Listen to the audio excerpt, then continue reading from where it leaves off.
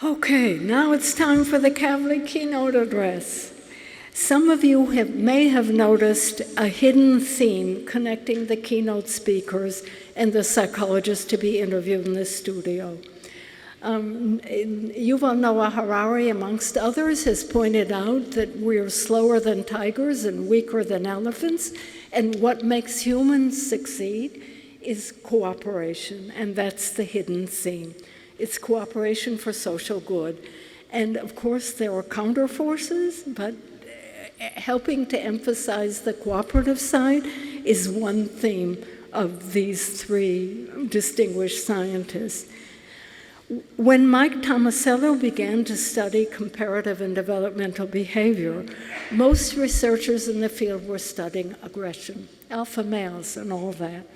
Mike chose to study cooperation in all its nuances. Throughout his long career, Mike Tomasello and his many collaborators have continually surprised us with insights into the intertwined cognitive, social, communicative, and cultural processes of us, our children, our dogs, and our nearest primate relatives.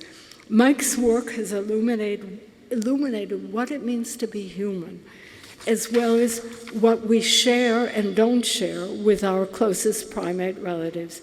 His insights come from elegant laboratory research paradigms, as well as a sharp eye. Mike earned his PhD in experimental psychology in 1980 from the University of Georgia. He was a professor of psychology and anthropology at Emory University beginning in the 80s. Since 1998, he has served as co-director of the Max Planck Institute for Evolutionary Anthropology in Leipzig, Germany. He's now back in our country as a professor of psychology and neuroscience at Duke. Mike is an APS fellow and has received numerous awards and honors, both in this country and abroad.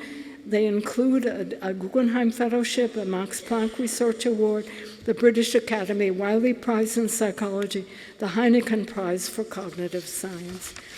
He's the author or co-author of more than 700 publications, and his work has been cited nearly 52,000 times.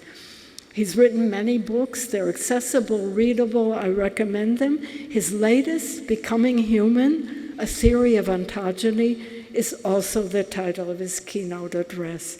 Please join me in welcoming Mike Tomasello.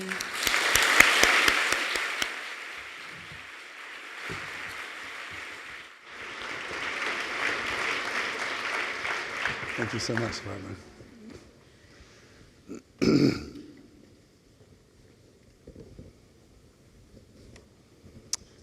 Thank you so much for that wonderful introduction, Barbara.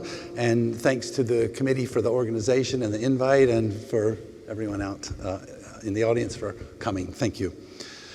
So one of the most enduring questions of the Western intellectual tradition is what makes us human? What makes us different from other animals? They are mostly still in the jungle, red in tooth and claw, as it say. Whereas we live in the midst of complex technologies, complex symbol systems, and complex cultural institutions of our own making.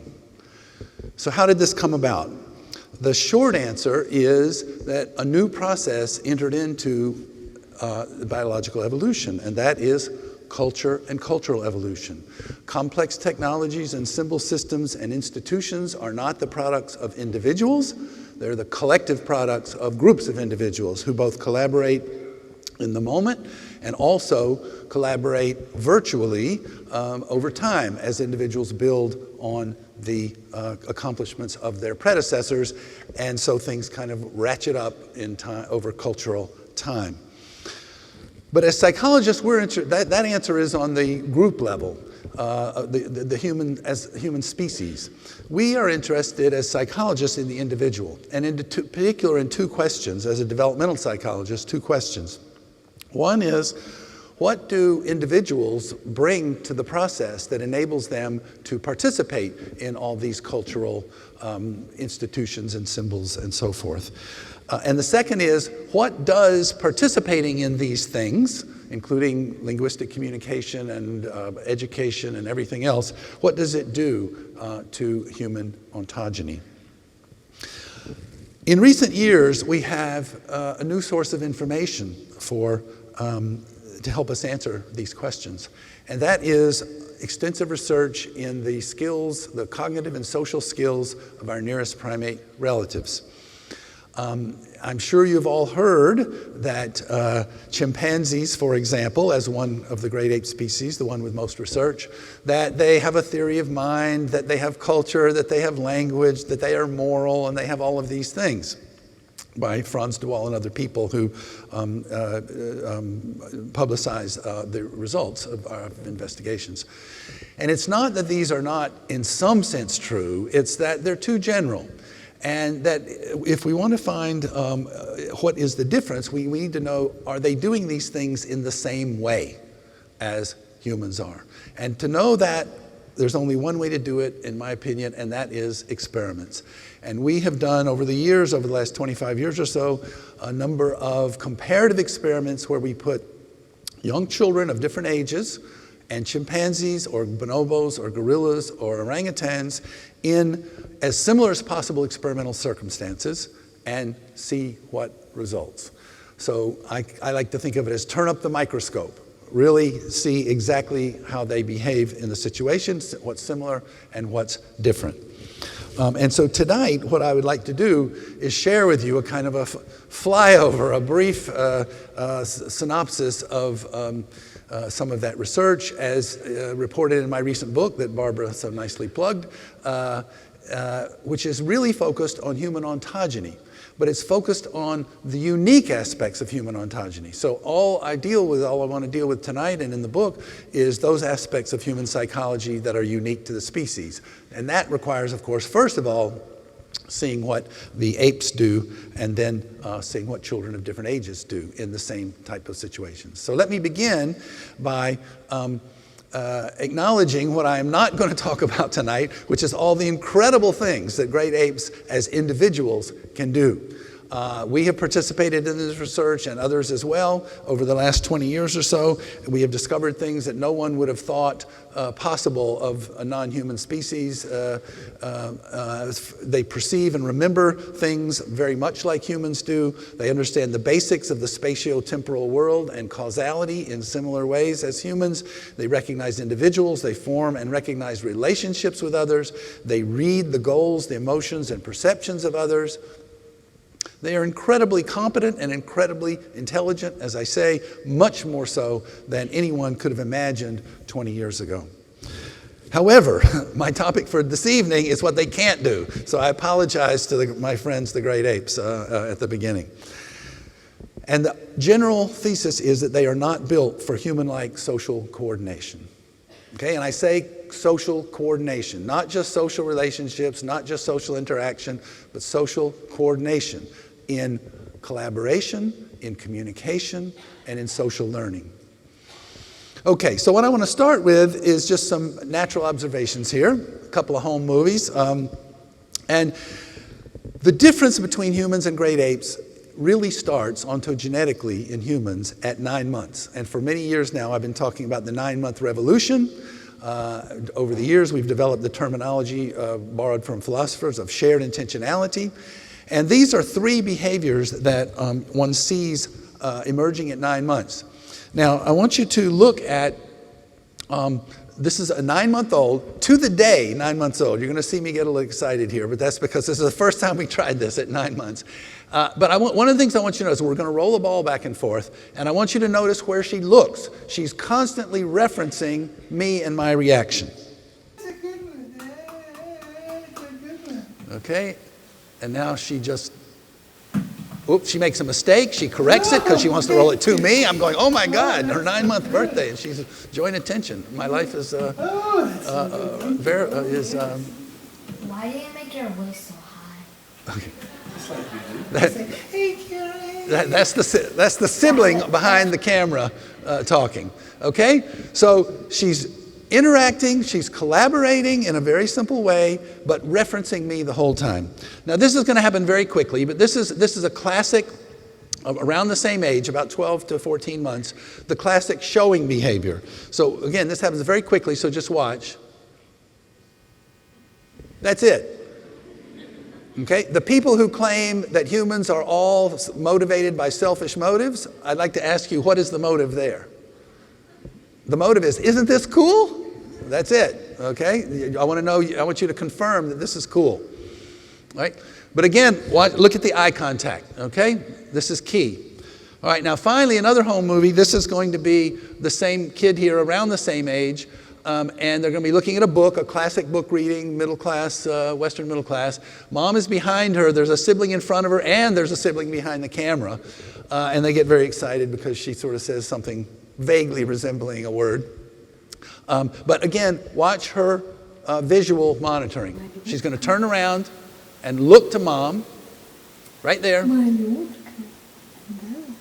And then she's going to look to the sibling, and then to the sibling running the camera.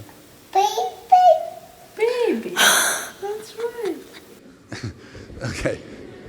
Okay. So this is the 9-month revolution right here. It's engagement with someone else in a way that we take for granted, but here is why you can't take it for granted. I'm going to show you, this is a human-raised chimpanzee, about 2 years old. And we tried to put her in a situation that was somewhat similar to the classic Western middle-class parent on a floor playing with toys with the, it lasts about a minute and a half here. I'm going to show you the whole thing. So first there's a ball, and so you see the ball. He's playing with the ball. She asks him to hand it to her. He doesn't. She bounces it to get him interested. I should say her. It's a her, chimp. She's interested. So she's playing with it, she's putting it in a bucket. No looks. No looks to the face. Not a single one. Okay, and this is typical. I didn't just choose one situation where she doesn't. All right? Okay. She's playing with the ball. Okay, now I switch. This is a cut. The human is going to show, the adult is going to show her the picture. Notice she's pointing just like the mother did in the other one. So she's trying to point and show and get the chimp interested. The chimp is interested. What's going to come right after this is the chimp is going to engage with the book herself. But notice again, no looks, no engagement, interaction. Okay, I think we cut it again, and then it's going to. The chimp is playing with other toys, but never holds one up and shows it. No holding up and showing. Now we cut. Now the chimp engages with the book. My daughter, 7 years old, looked at this and went, oh my God, she's reading a book. Okay, she's so in, but no, she's really into it. She's interested in the pictures. She's interested in the pages. No looking, no reference with the adult. The adult hands her the ball. She's interested in the ball, but no look. Okay, no showing, no giving, no pointing. Okay. So this is to give you an impression of the different kind of engagement, social coordination, my attention to you, my attention to the thing, our attention to the thing. This is to give you an impression of that. I will say also that all this looking I've been emphasizing, we are built for this physically. Of the roughly 200 species of non-human primates, 199 of them have eyes like this. One of them has eyes like this. Okay. Yes, they have white sclera, but it's way behind. You can only see it when they look to the side. Humans advertise their eye direction. The study that we did, that I cite down here, we showed that chimpanzees, when you look up with your eyes closed, they follow.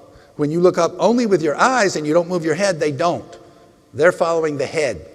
Children is the opposite. When you close your eyes and look up, they just look at your face. And when you look up with your eyes, they look up. So they're following the eyes. So chimps are following the head, children are following the eyes. So this is, you can see it in those previous videos that I just showed you. There's all this monitoring of the eyes. So we think that this is an adaptation to a cooperative, joint attention, collaborative way of doing things. We're doing things together, we need to monitor one another. I want you to know what I'm thinking, so I'm advertising where I'm looking. Chimps don't advertise where they're looking, they try to hide it because they're competing. We are cooperating, and these eyes could only have evolved in our theoretical perspective. These kind of eyes could only have evolved in a cooperative environment where you're surrounded by people who aren't trying to exploit you by getting to the food first or getting to the mate first or escaping the predator first. All right, so how do we make sense of this new emerging form of social engagement? This is my little diagram. I've called it several things: shared intentionality, schema, dual level structure. I actually believe this is my depiction of the representation that builds in children's heads early in development. They are representing the social interaction, like from a bird's eye perspective. They are representing themselves and their partner. On the behavioral level, they have a joint goal, a shared goal or a joint goal, and in collaboration, I have a role X and you have a role Y. So I roll the ball to you, you catch the ball. You roll the ball to me, I catch the ball. I hold it steady, you put the thing on top of it. Okay? I hold out your coat, you stick your arm in. So these little kids are doing tiny little collaborative things with different roles in them. And what it's going to lead to over years of ontogeny, and I'm going to show you some of it here in the text, in most of the talk here, is that having a joint goal and coordinating the individual roles is going to lead to new forms of cooperation, to a sense of equality between the two of us, that we are in this together, we depend on one another, and therefore we need to treat one another respectfully as equals in this game, as in this collaboration, and ultimately a sense of fairness, that we're doing this together, we're equally deserving partners, then we need to be treated fairly. So that's on the behavioral level, joint goal, and now on the cognitive level, in these same interactions, there's joint attention. So not only do we have a joint goal, which is motivational, but we have joint attention, which is cognitive. That is, we're focused on the same thing at the same time. We know we're focused on the same thing at the same time. We're sharing attention. And while we're sharing attention, we each have our own perspective. Now, this is critical because I've argued in a number of places that the notion of perspective depends on shared attention. If you look out one window of the building, and I look out another window of the building, we just see different things. We don't have different perspectives, we just see different things. Unless you want to say we have different perspectives on the world. But then you're saying there's one thing. I hold this up, we're sharing attention to it, but you see it from this perspective, and I see it from this perspective. So this is a critical theoretical move that you need this structure here to get to the notion of perspectives. And that leads us to what I will elaborate again today, perspectival recursive cognition, where we engage with others, we try to take different perspectives on the same thing. One of the things that characterizes the flexibility and power of human cognition as compared to that of our primate relatives is we look at the same object and we say, it's a dog, it's an animal, it's a pet, it's a pest, it's a present from grandma. Okay? We can describe the same object without even thinking about it. We just describe it from multiple perspectives at the same time.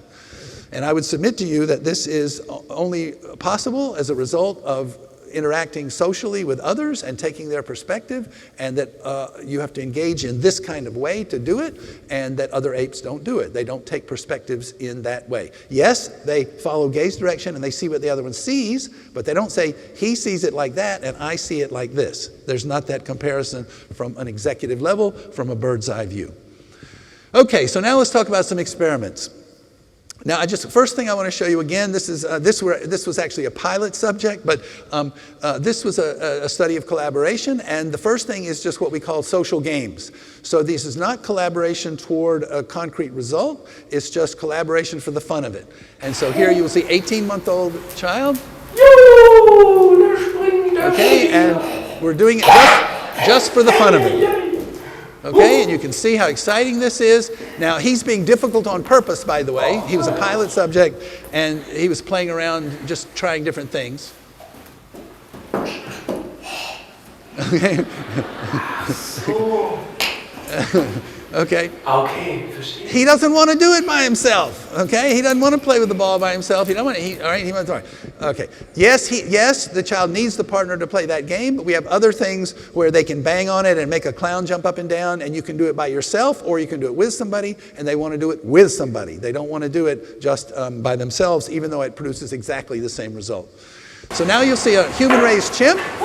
This is Annette. There's nothing about this that she can do this. It's no problem. There's nothing physically difficult about it whatsoever. She's perfectly competent to do this. She just has zero interest.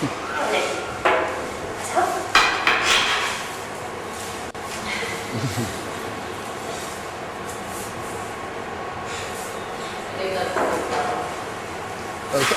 I would gloss Annette's attitude toward this is, what a stupid thing, what a stupid game, right? But I would say of all the millions of species on planet Earth, there's only one species that thinks that's fun, and that's that one, all right? This is, just to do this just for the heck of it, that's us. All right, here's one with more of a goal to it. These are 3-year-olds now. I showed you one 18-month-old, and now 3 years is going to be in the developmental picture that I want to paint. 3 years is going to be a key transition, and I will come back to later why that is.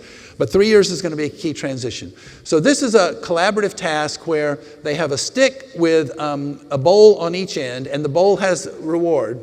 The reward is these marbles that they need to push down this thing to go cling, and they really love doing that. They really want to get the marbles.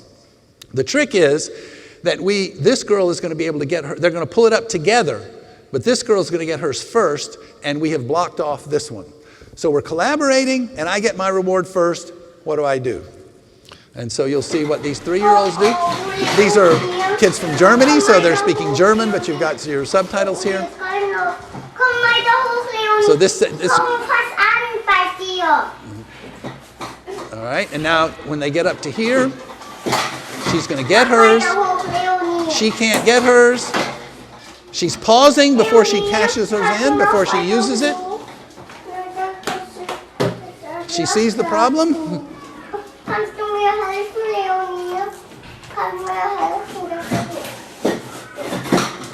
Okay, and now the great reward. Okay, and I had a philosopher friend who saw this film and said, it's not that she's being nice, it's that the activity's not over. We're doing it together, and until both of us get our thing, it's not over yet. So it's somehow just part of the collaboration. The whole point of the collaboration is that we both are going to benefit. Now, chimps, okay, anyone who knows anything about chimps can guess what chimps do. We get them sort of pulling a little bit together like this, because if there's a reward involved, they'll do that for sure. And they're pulling it along, and now, boom, one of them gets their reward first, game over. Okay, I got my reward, that's what I was in it for, I'm out of here. All right, the chimp bails out, and I have the word up here, social tool. We have taken to calling chimp collaboration. You're going to see more chimp collaboration in a minute. And we've taken to call it the social tool model. That is, I'm cooperating with you because we can get a reward, but I'm only cooperating with you because we can get the reward. So if I get my reward first, that's the whole point, and so I'm done. Okay, so now here's some 3-year-olds also that are going to be, this apparatus is one where the rope is looped through and it's loose. So if you pull it by yourself, it pulls out. And so the whole point of it is they have to pull together to pull it in. And you're going to see this apparatus several times also with chimps. Chimps can do this also. And so what we have here is that we told these kids they were going to play this game together, and they thought, this is the subject here, and this subject, 3-year-old, thinks that we both know how to do it. But surreptitiously, we taught this girl to do something different. So this girl is going to think this girl's not doing what she's supposed to do, and you will see her engage in this kind of what we call normative protest. All right? So here they go. She's telling her what to do. And now this is the normative language. One has to do it like this. And now she's going to start to get upset a little bit. You have to pull on the rope. And she says, one has to. One must pull on the rope. Man muss in German. One has to pull on the rope. Okay? Notice the language is not, I want you to pull on the rope. It's that you have to. So what happens when one of the kids is not playing her role in the collaboration appropriately, the other one calls them out for it. And they don't call it out for it on a personal level, I don't like it. They call it out on a normative level, you're supposed to do it this other way. You must do it this way. So this is another cementing of the kind of collaboration that we humans engage in. This is the earliest we've been able to see it, where when we make a joint goal, we owe it to each other, each to play our role the appropriate way. And if we don't play our role the appropriate way, we entitle the other guy to call us out on it and say, hey, what are you doing? You know, you're not doing it right. Okay? And so this just gives you a sense of this normative bond, the ought to bond. I ought to do this because she's depending on me, that starts. And that I think you just don't see anything like that in chimps. And of course, anytime you use the word ought and you talk about normative, you're going in the direction of morality. And that's indeed, as you saw in my very first overview slide, talking about issues of equality and fairness and respect. I think it's coming from these kinds of situations, these kinds of interactions. Now, what do you do when you, what really cements these kinds of collaborations is a joint commitment. And they can be quite simple. I say, hey, let's go get a cup of coffee. You say, okay. Now we start to go. I can't just turn around and walk off. You know, we said we were going to do it together. We started doing it together. I can't just leave. I can if I make an excuse, right? I can say, oh, sorry, I forgot I have to do something. But I have to show you the respect of telling you that I would like to honor the joint commitment, but I have something pressing that I have to do. And you, in theory, you have to release me. You have to say, okay, that's fine. All right, we'll do it another time. Okay? This is just an everyday thing. You probably do something like that several times a day, every day. So what we did here was we orchestrated a joint commitment between this adult and this child. The way we do that is we say, the adult comes over and says, hey, let's play this stamping game together, okay? And the child has to say, okay. We have a control condition where the child is already playing by herself and the adult just comes up and joins her. No joint commitment, no, it's not even collaborative, she just comes up beside her. All right? Now what we're going to do, just watch the two bottom things here, we're going to have another girl, another adult, play a more fun game. We're trying to lure her into breaking her joint commitment and see what happens. Umschlag. Oh, deine Karte. So just watch the bottom. Und, jawohl, fertig. Und kullern. Und werfen. Ich kann nicht mehr mit dir spielen, mit dir, wo der weiß. Und kullern. Not so great on politeness. A little abrupt, you might say. But she knows she has to do something. In the control condition, she just takes off. 2-year-olds just take off. Doesn't matter, joint commitment, nothing. 2-year-olds don't understand joint commitments. They see something more fun, they just go. 3-year-olds in the control condition, they see it, they just take off. But if they've made a joint commitment, they either do something verbal like that, or sometimes it's not verbal, but they're playing with the stamp and they go, you know, and they give it to the adult or do something to take leave. The taking leave is essentially saying, I'm breaking our joint commitment. We were doing it together. I'm breaking out of that, and I have to show you respect by letting you know that I sort of have to. I'm sorry. I've got to go over here. This is more fun. Sorry. All right. Like I say, she wasn't very politic, but there you go. Okay. So this is a sign. Not only are they making joint commitments and calling each other out when they don't play their role. If I don't play my role, I have to make some acknowledgement to you that I know that if I want to keep in good standing with you as a cooperative partner. Okay, and what do we do if it's too late? We've already done something not so great, and our partner is going to suffer for it, and we didn't apologize. We didn't make an excuse ahead of time. Well. What we do is we feel guilty. So this is a 3-year-old, and she has been told that this tower, I put a lot of effort into this tower, and so please be careful. We don't want to knock over this tower.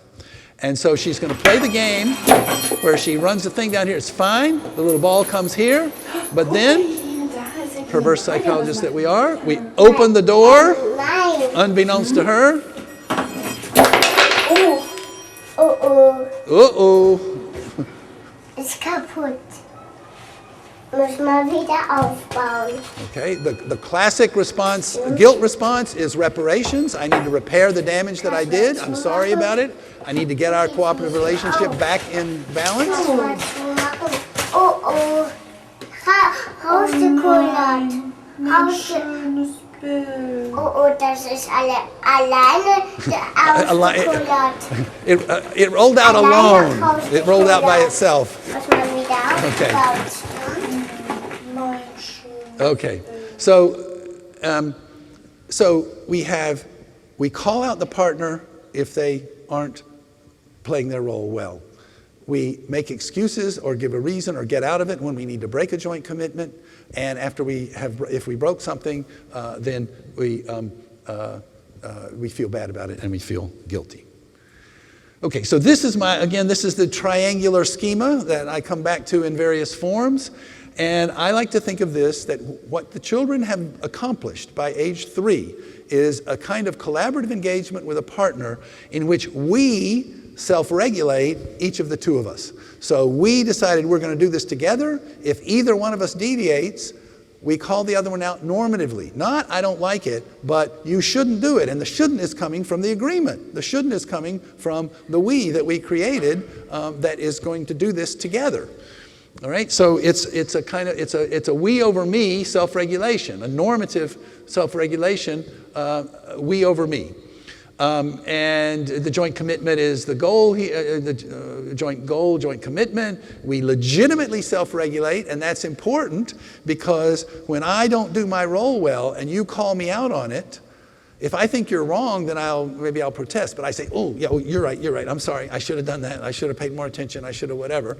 Because the agreement we made is regulating me and my behavior. So this is a kind of engagement that I believe is unique to the species. This is a kind of engagement that I believe enables us to put our heads together to accomplish things together that we can't accomplish alone. If you're in a I'm sure we do this kind of thing every day. All of us who are doing scientific experiments, we're on teams. We each have our role to play. We each have to pull our own weight. And when we don't, if somebody grimaces at us, we say, I'm sorry. I know I shouldn't have slept in late this morning. I should have been doing that ANOVA, or what, well, I guess it's not ANOVA anymore, showing my age. But, I should have been doing that. I should have done the revisions, whatever. Okay, because you're right to call me out on it because we agreed. Okay, so we have a right to protest the partner's failings, and we entitle the partner to protest our failings. That's the essence of the we normative self-regulation. Okay, now there's another dimension to the collaborative process, and that is what I've been talking about here is calling the other one out for not doing their job. But the point of it, of this kind of instrumental collaboration, is that we're going to get some reward in the end. So what do we do to share the spoils at the end? And here's what chimps do. Let me show you. I told you this is that same apparatus. You have to pull together. If you pull alone, the string will just come out. And what we've got here, this is from a TV thing, so it's got music and everything. So what will the chimpanzee do? Okay, so she knows not to pull if she pulls the string out. We were absolutely amazed at this. She goes over and opens the door. She knows she needs her partner. Incredible. And they pull together. We were saying, wow, okay, all that stuff you've been telling me is they can collaborate. Well, they can collaborate because in this situation, the chimpanzees help each other. They each have food in their own bin. Now we're going to put the food in the middle. The two chimps still help each other. Now they have to solve the problem of how to divide the spoils. All right? This one is the dominant one. These are young female chimps. This is the dominant one. She knows he's dominant. One of them pulls the plank in. She pulls in a very half-hearted way. But the dominant chimpanzee grabs all the food. So, guess what happens on the next trial? The subordinate chimp just quits. Okay, what's the point? Okay, I'm not going to pull in if you're going to take everything. So the chimp, they can't maintain it over time. I indeed believe when people say, well, why, why can't chimps collaborate like we do? It seems so straightforward. I think the first thing you've got to do, the first hurdle you've got to get past, is you've got to find a way to share the spoils in a mutually satisfactory way. If you can't do that, you can't get past step one. Now let's look at 3-year-old children. These are 3-year-old German children, and they have 4 gummy bears right here in this little thing. And they're going to come in. They also sometimes have the food split and sometimes have the food in the middle. And I'm just going to show you when the food is in the middle. And again, they're 4 gummy bears. I chose this one because this little boy is going to act like the chimp at first, but then you'll see the difference. Okay, they're going to pull in together. This kid is going to comment that he doesn't have any over here, but that's irrelevant. Here comes the chimp, going to take them. But he doesn't actually take them all. This guy's commenting, I don't have any over here. He comes over, there's still some left. He actually starts to take 3. The other, no! But then he takes 2. He takes 2. Sorry, he took 1, 2, 1. And now they have to share the fun of it all, okay? So they can do this all day long, okay? You put gummy bears in there, and they every once in a while, one of them will hog them or whatever, but they find a way to work it out, and they just keep going because they trust that they can work it out. So they know how to divide the spoils. Here's what happens when something goes a little bit wrong. These girls, I think they pull too hard a little bit, and they go out on the rug. So one of them, the girl on your left, is going to take more than her share, and you'll see what happens.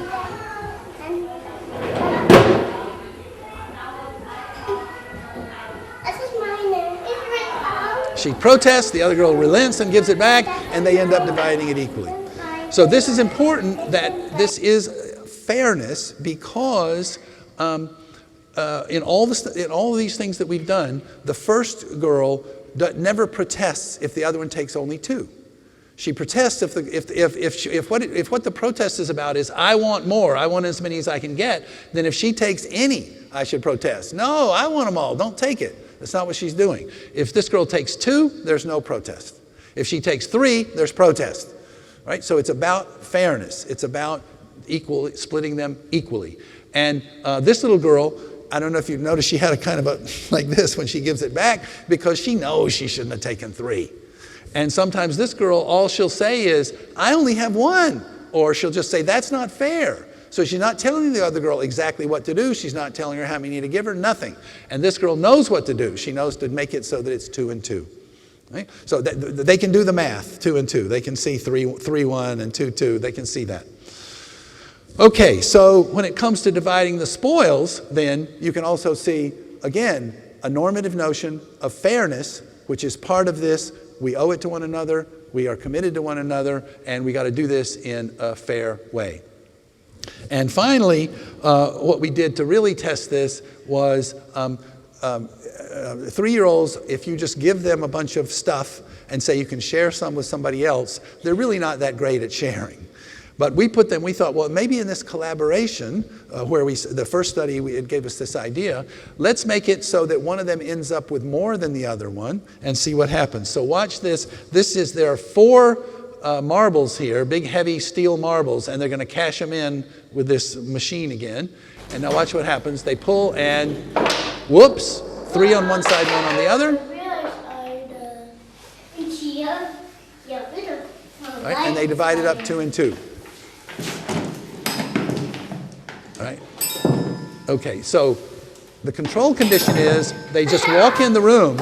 They walk in the room, and there's 3 on this side and 1 on this side.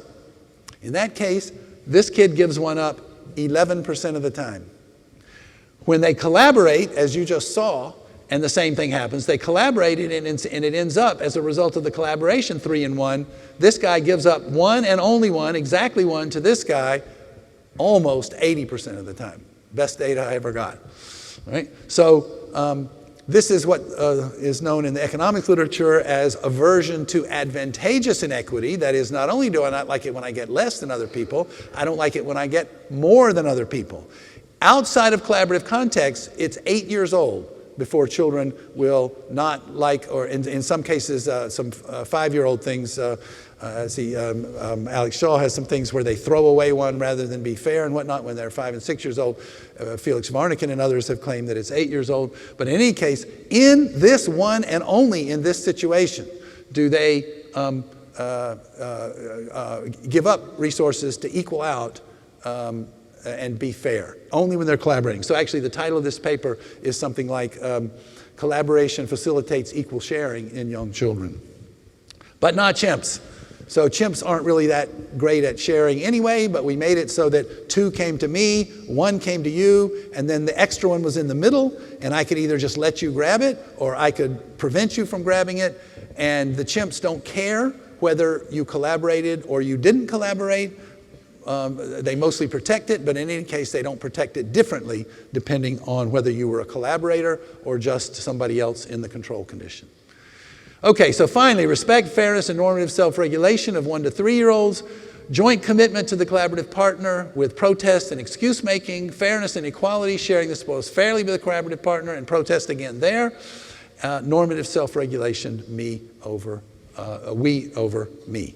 So the claim is that this kind of cooperative engagement leads to this kind of normative moral interaction and relationship to one another.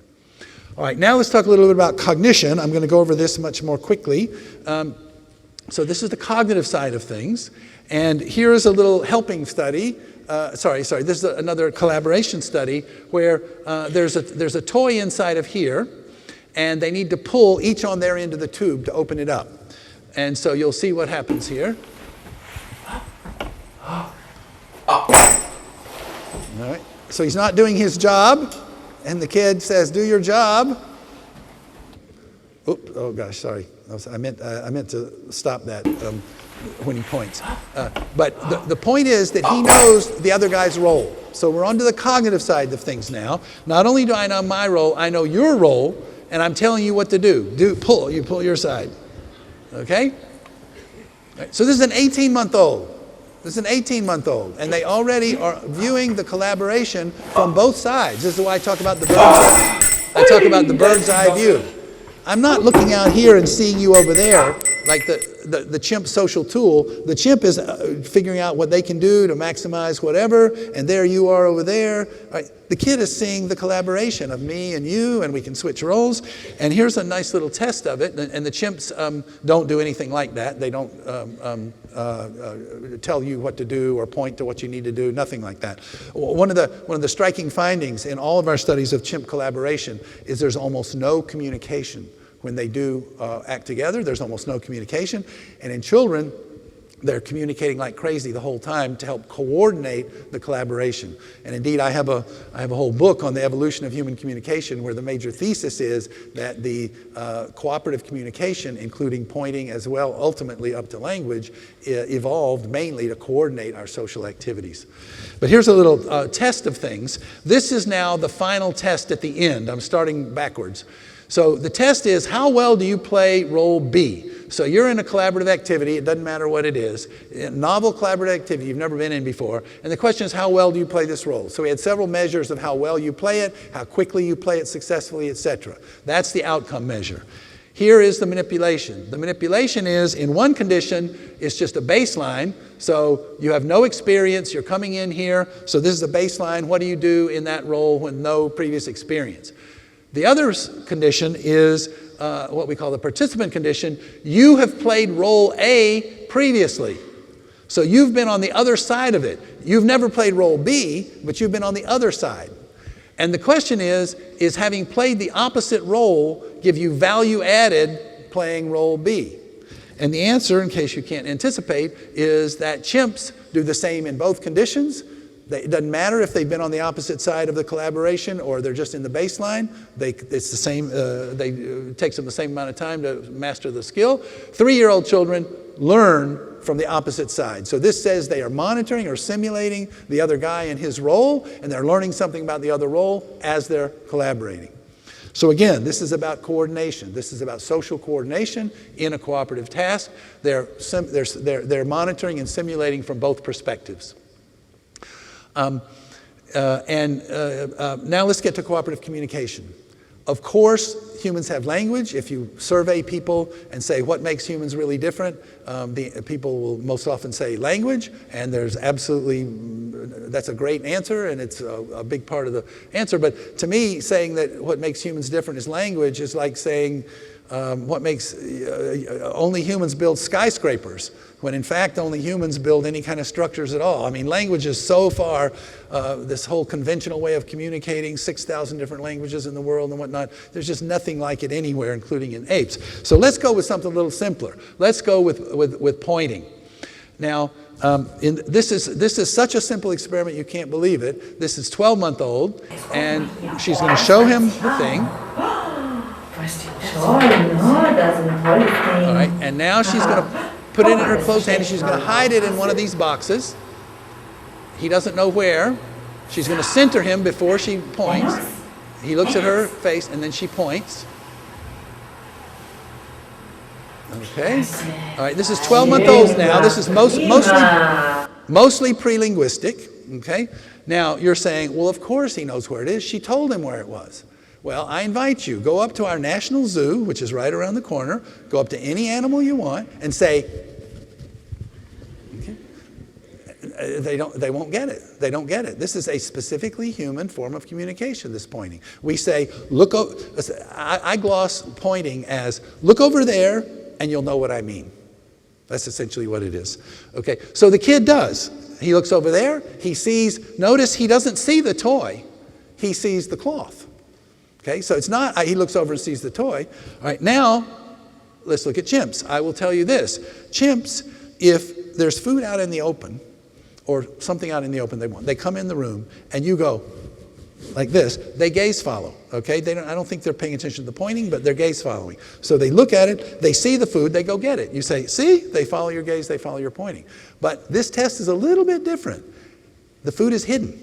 So when you follow and look where I'm looking and look where I'm pointing, all you see is a bucket, or you see that cloth.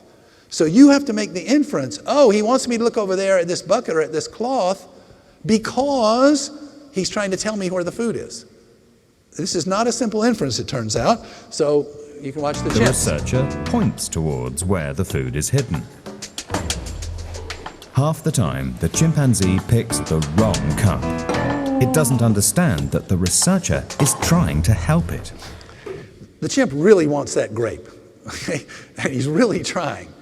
It's hard to believe. This is, we've done about 10 or 12 different versions of this. We have a couple of them. My colleague Joseph Call has one where he thinks he found a little something. So there's some, but generally speaking, they are just clueless on this. And you notice what the gloss over, what the narrator said was, he doesn't realize you're trying to help him. Well, if you look at Sperber and Wilson on the relevance theory and whatnot, the whole point is, I point over here, no pun intended, I point over here to this little cup. And you have to say to yourself, why does he want me to look over at this cup? Why does he think it's beneficial to me to look at the cup? Not what is he trying to get on his own? Why does he think it's useful for me? So most of our human communication is structured in this way where I'm trying to tell you something that I think will be useful or relevant for you. So it's an altruistic act, if you will, and the chimps don't really have that kind of structure. So, and it requires a recursive inference. So the adult points for the child in a finding game.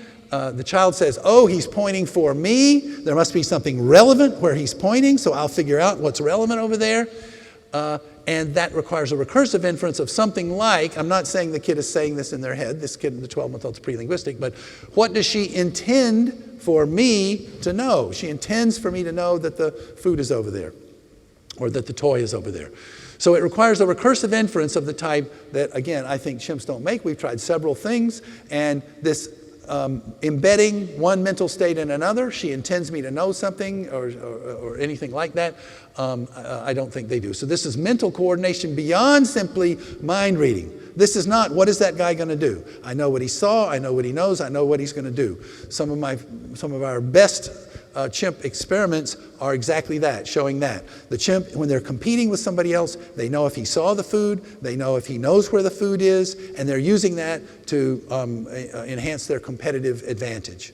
That's different than coordination and cooperation, where I'm saying, he's trying to help me find something I want. And so what does he intend me to know that's going to help me toward my ends? It's a different structure than when you're mind reading for competition, when you're mind reading for to coordinate cooperative activities and via communication. It requires recursive mind reading.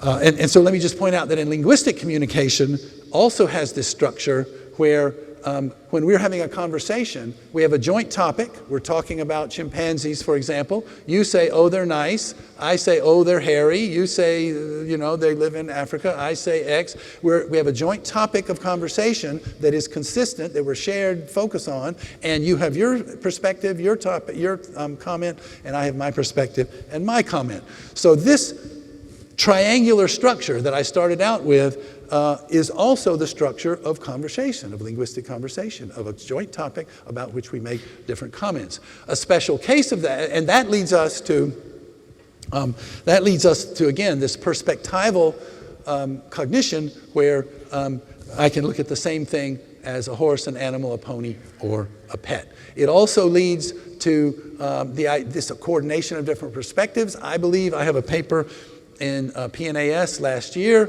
where I've said that in the classic false belief task, the real task is not figuring out what the person what the person knows in a straightforward sense. It is coordinating the fact that she believes it's here, I believe it's here. Everybody knows the false belief task, right? She saw it disappear here, but it got moved to there while I was watching and she wasn't. She believes it's here, I believe it's here, but there's actually a third perspective involved, and that's where it really is. You say, well, yeah, okay, I saw it moved here, I know it's there. But if you really understand beliefs, you must understand that you could be wrong. Maybe the experimenter is tricking you. Maybe there's a false bottom. So there's actually a third perspective involved about where it really is objectively. So the child has to coordinate where she thinks it is, where the other person thinks it is, and where it really is. So the false belief task, understanding the difference between subjective perspectives and the objective state of the world, requires mental coordination. Not just reading the mind of somebody else, but coordinating your perspective on the situation with theirs, and ultimately having the idea of an objective perspective on the world that is independent of any individual perspective. And in fact, that's the basis of science, doing science, is that all individuals have their own perspective, but we're trying to get at this world that exists independently of any individual perspective. Okay, and we did a training study where, this is years ago now, but we did a training study where we had a false belief pretest, we gave them all kinds of coordinating discourse, we call it perspective shifting discourse. Oh, it looks like this. No, it's not, it's really this, it looks like that. So we're taking different perspectives, and the child says he thinks it's a rock, and we say, oh no, look, it's really a sponge. And so it's called perspective shifting discourse, and when children do that, compared to a control condition where they just play with those same objects but don't talk about them, they don't make any progress on false belief post-test, but if they do this, then they show improvement, which we think is at least, as with all training studies, it's at least a demonstration that this is a sufficient condition for them to learn. They're on the cusp of learning false belief in the pretest, and this gets them over the line. So it's, again, coordinating different perspectives. So, on the cognitive side of things, mental coordination and perspectival objective recursive thinking, sorry for that ugly hyphenated word, thinking in 3-year-olds. Social coordination is joint attention and coordinating individual perspectives from a bird's eye view. I see it this way, she sees it that way, here's the objective way. Cooperative communication, you're doing this recursively, and the outcome is perspectival objective representations, cognitive representations, and recursive inferences. She thinks that I think, or she intends for me to know, etc. Okay, so that's pretty much it. Let me just wrap up here with a little commercial.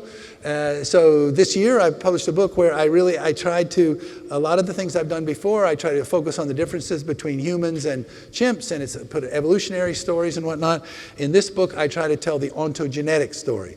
The ontogenetic story, not of human development in general, but of only of those unique aspects that that are uniquely human, as determined by the kinds of experiments that you saw here.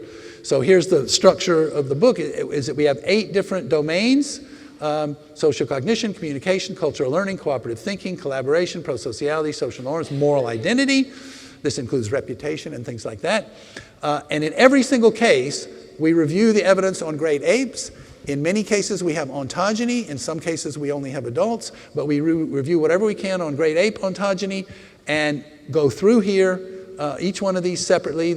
Each one is like a separate little unit. And then we draw it all together, ending at about 6 or 7 years old with what I call reasonable and responsible individuals. They're reasonable because you can reason with 6 and 7-year-olds in a way that you can't with 3-year-olds. And they're responsible. They take responsibility for things, at least to some degree. I mean, I have a 7-year-old at home. She's not that responsible, but at least getting there a little bit. And so this is because they engage in this normative self-government. They know what they ought to do and what's expected of them, etc. Now, what I didn't really get into today, this evening, was in some sense the guts of the theory that I mentioned to you that I was going to mention, that I was going to come back to, but I just really didn't have time to weave it all in here. But the basic idea is that in each of these domains, there are 2 steps. The first one starts at 9 months. I showed you 18-month-olds in a few cases, them doing things that chimps don't do. So we're starting out with 9-month revolution, joint intentionality, and that's step 1 of uniquely human cognition. And by the way, yes, they do some unique things before 9 months, and that's covered in there too, some the sort of proto-conversations and stuff as precursors. But this is the big transition, is the 9-month revolution joint, and I call that joint intentionality. So the overarching term is shared intentionality, when we're sharing mental states and we're sharing goals and we're sharing attention. But joint means with one other individual. So it's dyadic. We're jointly attending to this. We're having a conversation face to face. It's joint intentionality. And at 3 years, we start getting a shift to what I call collective intentionality. And this is the notion of the group. So we have social norms. We have conventions like language. Yes, children are learning a lot of language before age 3, but if you test them, is it a convention or not? Their understanding of language as conventional. It's after 3 that they understand it as conventional. And again, social norms, they start understanding them as group level expectations at around age 3. They start enforcing norms on others at about age 3.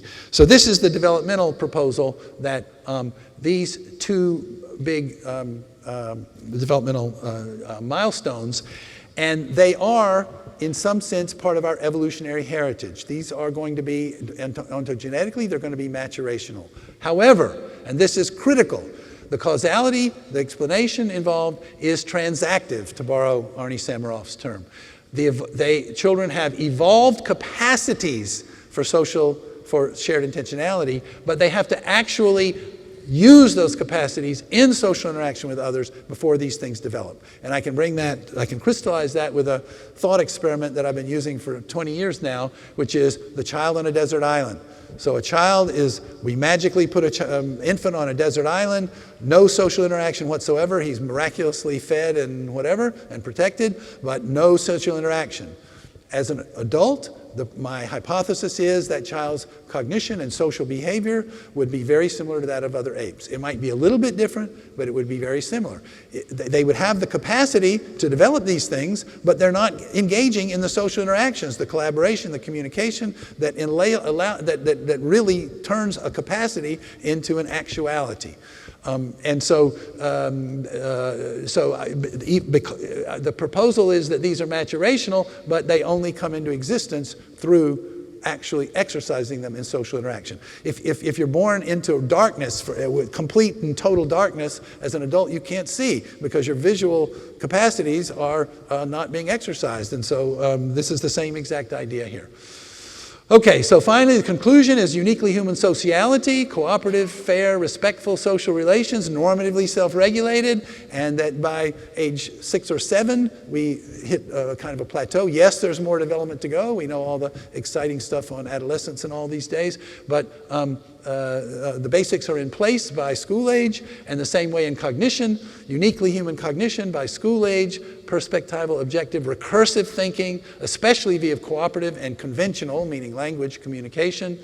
And the theory is that both are ontogenetic outcomes of children engaging over years in cooperative interactions structured by their evolved capacities for joint intentionality at age 1 to 3, and then both joint intentionality and collective intentionality from age 3 to 6. And by age 6 or 7, this is the age where children, Barbara Rogoff has some cross-cultural stuff, this is the age at which children are given responsibility for tasks like taking a message to the next village or tending goats and sheep or whatever.